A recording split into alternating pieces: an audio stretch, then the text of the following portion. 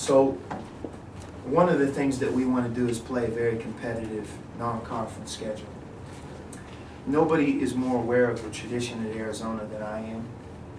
And one of the things, many things, that are remarkable about our past is the incredible non-conference schedules that Arizona teams have played.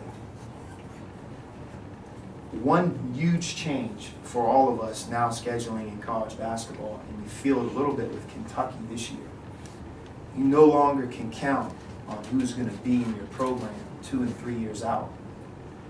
So if you start to go down that path, and one of these guys, like Derek, for example, leaves unexpectedly, and I would put him in that category based on how far he came, you scheduled foolishly because you didn't put your team in the best position to be successful.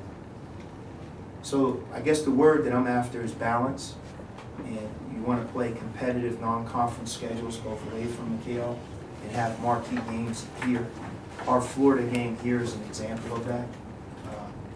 But one of the things that you know is like when you do these series, like we did that series with Florida before Derek ever played one game. His class played one game. That was done prior to me ever coaching a game.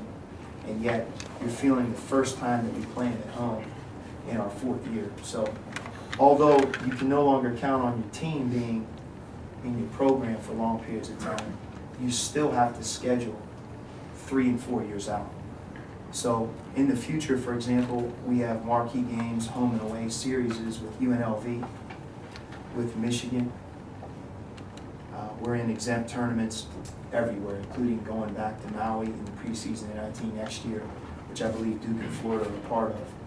So we're not going to ever try to, by the way, if you then try to flip it and play an easy non-conference schedule, there's too much parity, and you guys have seen it. The days of just making a tournament because you're in a conference like the Pac-12, they ended a long time ago.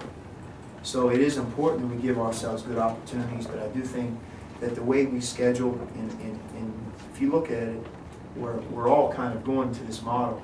You have to have more balance, and hopefully the conference that you're in can provide you with those additional marquee games after Christmas, which, you know, recently we haven't had as many as I think we'll have in the future.